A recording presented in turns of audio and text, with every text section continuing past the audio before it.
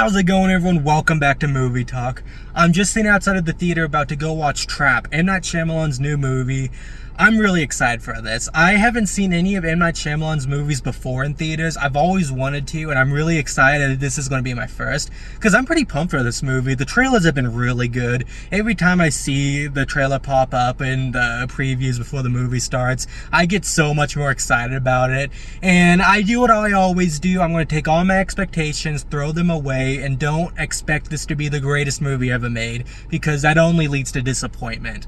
And so I'm going in with an open mind. I'm really pumped for this, and I'll see you after I get out of the theater.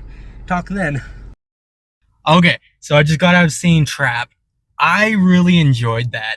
I think that the third act is what really makes this movie good. Like, it was a fine movie. It was definitely a lot of bad ideas that M. Night Shyamalan had, a lot of good ideas. But when the third act happens, I won't spoil anything. It really connects with me and really works. Like, all the gears start turning and everything that this film was trying to be starts working out really well. That being said, M. Night Shyamalan is a guy with a lot of good ideas and a lot of bad ideas. He tried as hard as he can to come up with as many bad ideas as possible. There's some things in the third act that I really did not like that that's what they did. And there's also a lot of good ideas that they had that I really enjoyed where they went with the story. And by the end, it was just like, I've never seen a movie try so hard to ruin itself. It's impressive that it managed to work in the end, because by the time the credits started rolling, I was smiling. I loved what they did with the ending. It's not like it's an ending that sets up for a sequel, because we're never going to see a sequel to this, but it's a good old fashioned ending where you don't see this a lot anymore, where it's a movie that, like, it keeps it as an open book, but it's not trying to make a sequel. It just has a type of ending where, like, you know that there's going to be a lot more interesting stuff happening after it, and it doesn't necessarily need to show you everything. She made some really good music, and I really loved a lot of the songs. However, if you take all the talent that she had in music and then reverse it into talentlessness, that's what it is for watching her act, because she's like, she did really good with all the music. I feel bad for saying this, but she's not a good actor. And it showed.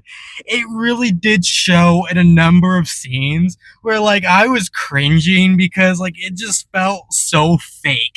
It felt so extremely fake, and, like, I mean, there's not really a whole lot you can do about it. I mean, her and her dad both was, like, really coming up with this idea, and so I'm glad she was in the movie. It's just like, it worked when she was singing. By the way, a lot of the concert scenes were really good. Like, I loved how they staged the camera and everything filming the concert, but when that was working really well.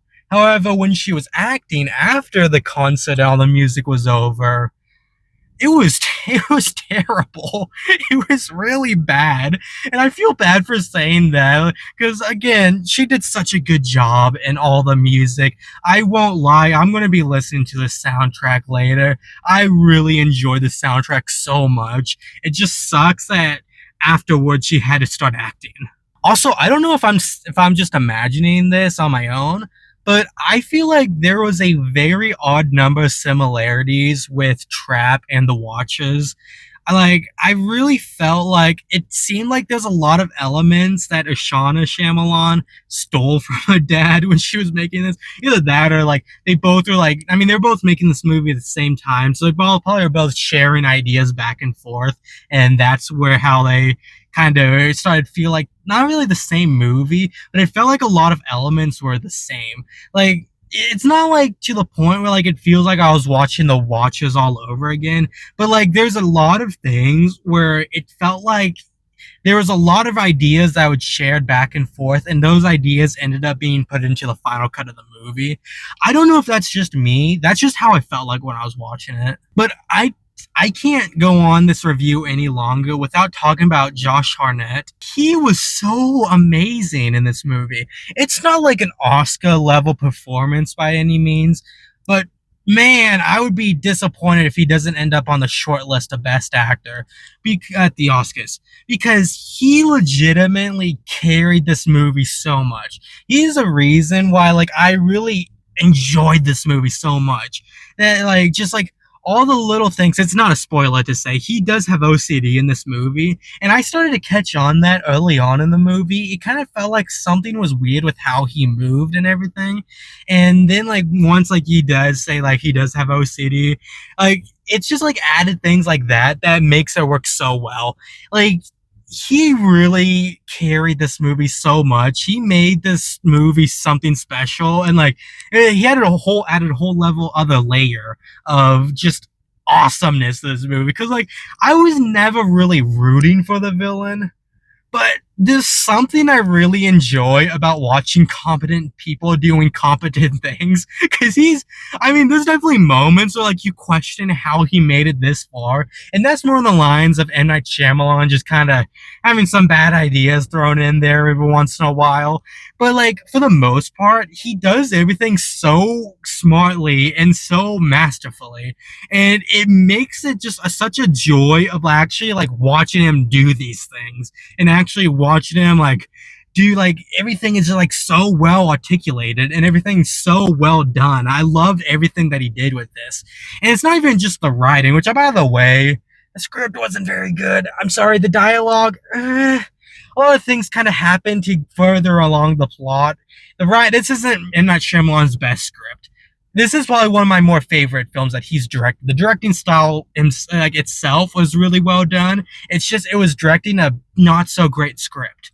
But the script wasn't really what made him so well done. It was Josh Hartnett himself. He really elevated this character into making him like someone really, really fun to watch. But if I had to give an overall rating, I'd give it 3.5 stars. I really enjoyed this movie. Not a top 10 movie of the year, but I really enjoyed this movie. People, go watch this film. I enjoyed this movie a lot, and I really hope that we can just see M. Night Shyamalan just continue to self-finance these movies. Because, I mean, he finances all his movies on his own. That's the only reason this movie wasn't delayed because of the writers-actors strike. And so I'm really happy that it exists. I love seeing M. Night Shyamalan. I think he's probably one of my favorite directors working right now. He doesn't make a lot of great movies, but it always feels special whenever I get to go to the theaters to see one of his movies.